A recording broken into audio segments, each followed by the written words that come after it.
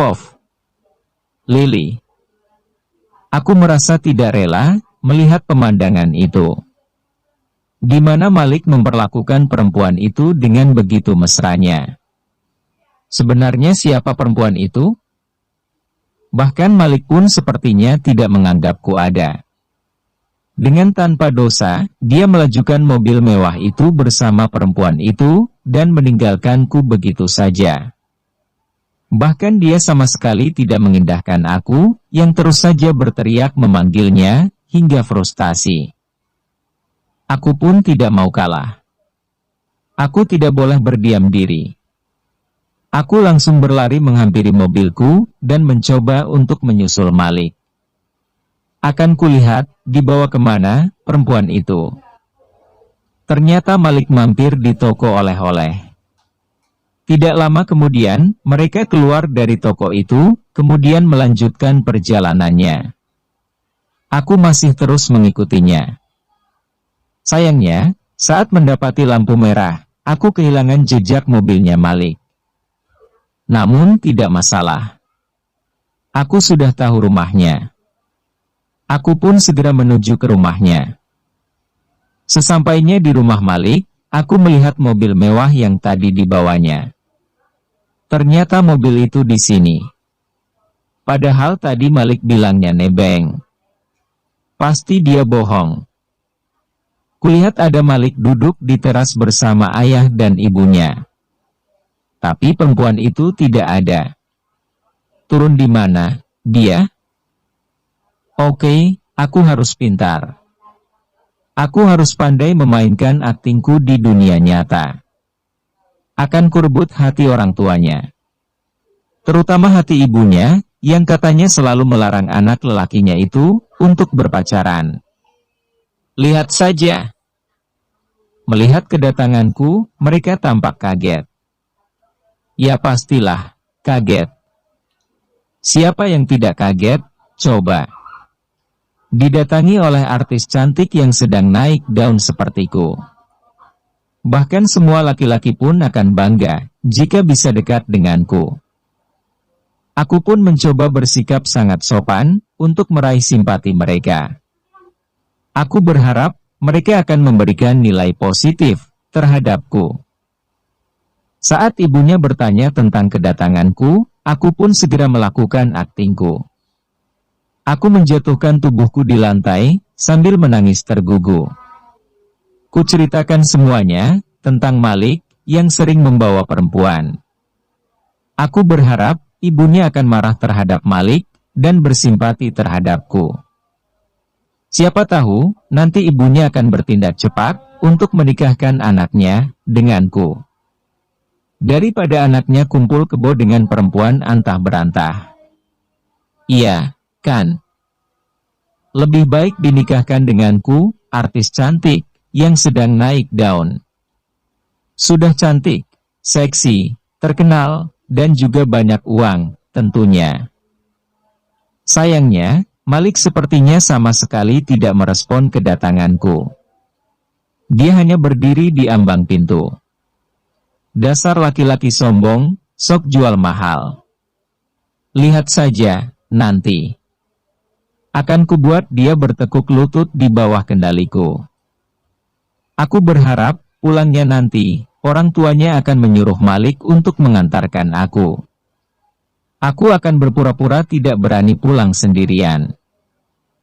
Namun sayang, belum juga aku menyelesaikan aktingku, ibunya Malik justru menyuruh Malik untuk masuk. Saat aku akan ikut masuk, ibunya justru menghalangiku. Bahkan di antara mereka, tidak ada yang mempersilahkan masuk. Nak Lily, mau kemana? Tanya wanita tua itu, saat aku melangkahkan kakiku ingin masuk ke rumah mereka. Saya, mau nyusul Malik, Tante, jawabku. Ibunya Malik seperti terkejut. Matanya melotot ke arahku. Dasar kuno, katrok. Begitu saja terkejut. Bagaimana jika dia tahu, bahwa anak lelakinya itu adalah seorang player, yang suka membawa perempuan ke ranjang hotel? Mungkin dia akan pingsan. Sayangnya, saat aku bercerita tadi, dia sama sekali tidak percaya. Tunggu saja, akan kucari bukti itu, agar omonganku tidak sekedar dianggap sebagai pepesan kosong.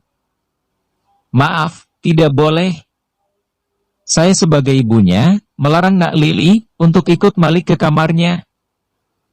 Hah, wanita tua ini bahkan berani membentakku. Aku pun keluar lagi, duduk di kursi teras. Sebaiknya Nak Lili pulang saja, tidak baik, anak gadis, malam-malam main di rumah laki-laki. Kali ini, ayahnya yang dari tadi diam saja, kini ikut berbicara. Lihatlah, dua orang tua yang sok suci ini. Mereka mengekang anak lelakinya, tidak boleh berpacaran. Hasilnya, apa? Anaknya justru menjadi sosok yang munafik. Dia pura-pura alim, pura-pura dingin, dan selalu menundukkan pandangannya. Tapi di belakang semua itu, ternyata dia seorang player. Iya, player. Hanya saja, orang tuanya belum tahu.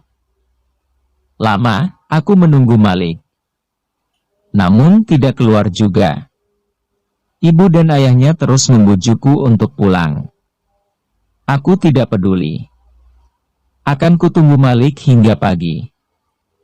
Bu, saya tidak berani pulang sendirian, bagaimana, ini, tanyaku. Aku berharap ibunya akan merasa kasihan dan berbaik hati kepadaku. Nak Lili, bagaimana sih? Kan tadi kesini sendiri, berani. Masak iya, pulangnya tidak berani sendiri? Jawaban yang kudengar, sama sekali bukan jawaban yang kuinginkan. Bu, bagaimana jika ibu menyuruh Malik untuk mengantar saya pulang? Nanti mobil saya, biar dibawa pulang lagi, tidak apa-apa. Tolong, ya, Bu, rengekku. Aku berusaha merayu calon mertuaku.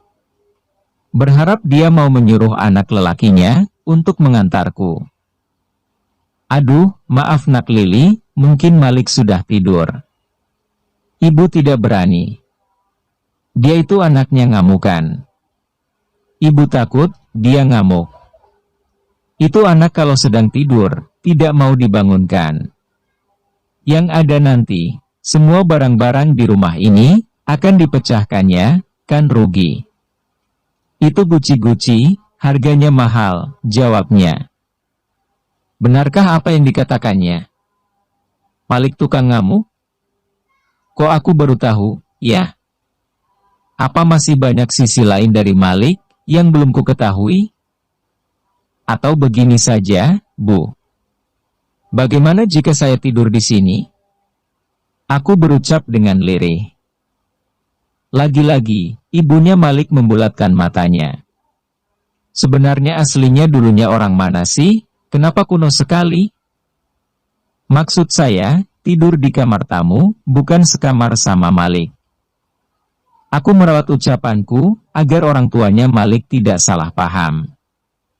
Bagaimanapun aku harus menjaga image yang baik. Tidak bisa, Nak Lili. Kami tidak punya kamar tamu. Yang ada nanti Nak Lili tidak bisa tidur semalaman. Banyak nyamuk. Kamarnya juga tidak ada AC-nya. Gerah banget. Ranjangnya juga keras. Pokoknya tidak cocok deh, untuk Nak Lili yang cantik. Nak Lili itu cocoknya tidur di kamar mewah.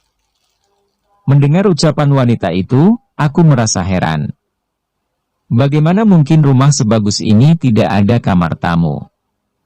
Rumah ini besar, berlantai 2. Dan setahuku Malik adalah anak tunggal, tidak punya saudara. Rumah ini hanya ditempati 3 orang. Paling sama pembantu. Nak Lili, maaf, bukannya kami mengusir. Tapi ini sudah melebihi batas jam bertamu. Silahkan Nak Lili pulang. Saya tidak enak, jika nanti ada tetangga yang melihat. Oh, bahkan ayahnya sudah mengusirku dengan halus. Dia bilang tidak enak dengan tetangga. Bukankah rumah ini dikelilingi pagar yang tinggi? Siapa memangnya yang bisa melihatnya? Tapi, saya mau foto sama bapak sama ibu dulu, boleh? Tanyaku. Tiba-tiba muncul ide cemerlang dari otak kiriku. Maaf nak Lili, kami sudah tua. Tidak pantas berfoto-foto. Ibunya Malik menjawab dengan ketus. Ya sudah, jika ayah dan ibu tidak bersedia foto, saya tidak mau pulang. Saya mau menginap di sini. Tidur di ruang tamu juga tidak apa-apa. Karena memang saya tidak berani pulang sendirian. Aku pun terus membujuk mereka. Bahkan aku bilang, jika mereka tidak mau berfoto, aku pun tidak akan pulang. Hingga akhirnya mereka mengalah. Setelah aku bisa berfoto bersama mereka, aku pun segera mengeditnya menjadi video. Kuunggah di channel YouTube-ku dan di semua akun media sosialku. Ku berikan caption, meminta restu. Ya, untuk mendapatkan anaknya, aku akan mendekati orang tuanya. Aku pun pulang sendirian. Namun tidak dengan tangan kosong. Aku berhasil mendapatkan konten dari orang tuanya Malik. Akan kudekati mereka pelan-pelan. Aku yakin, jika orang tuanya sudah menyukaiku, pasti anaknya tidak akan bisa lari dariku. Bukankah Malik adalah tipe anak mama, yang selalu bersembunyi di bawah ketiak ibunya? Paginya, aku langsung membuka ponsel. Tidak kusangka, video itu trending di YouTube. Konten yang kubuat tanpa mengeluarkan biaya, ternyata bisa meraup keuntungan yang luar biasa. Tidak kusangka. Ternyata bukan hanya Malik. Bahkan orang tuanya pun ada nilai jualnya. Tidak sia-sia, semalam aku datang ke rumahnya. Para rekan kerjaku pun memintaku untuk ditraktir makan di restoran. Aku pun mengiyakan, asal mereka bisa membujuk Malik untuk ikut. Jika mereka tidak berhasil membujuk Malik, aku pun ogah mentraktir mereka. Tidak ada untungnya bagiku. Aku yakin, jika hanya aku yang mengajak, lelaki es itu pasti akan menolakku. Tapi jika semua rekan kerjanya memaksanya, dia pasti tidak akan bisa menolaknya. Di restoran inilah, aku melihat ibunya Malik. Aku sudah merasa senang, membayangkan nanti bisa duduk bertiga, di meja yang sama. Akan kuunggah lagi, nanti, video itu. Pasti bakalan trending lagi. Namun betapa terkejutnya, aku. Anganku yang sedang melayang, seolah terhempas begitu saja ke jurang. Melihat perempuan itu bersama ibunya Malik. Ya, aku yakin, dia adalah perempuan yang semalam. Dari cincin mahal yang dipakainya. Itu adalah perempuan San'al yang semalam bersama Malik. Aku masih ingat dengan jelas. Wajahnya bahkan sama dengan wajah perempuan yang ada di ponselnya Malik. Dadaku mendadak panas, mengingat bagaimana perempuan itu pernah menyatu dengan pujaan hatiku. Aku pun segera menyerangnya. Namun sayang, Malik justru melindungi perempuan itu. Malik memeluknya dan mencium kepalanya. Aku terbakar cemburu melihat romansa mereka berdua. Di tempat umum. Banyak yang melihatnya. Aku pun merasa malu. Hingga aku tidak bisa mengontrol emosiku. Aku tidak peduli, sudah menjadi tontonan banyak orang. Malik ternyata lebih memilih perempuan itu.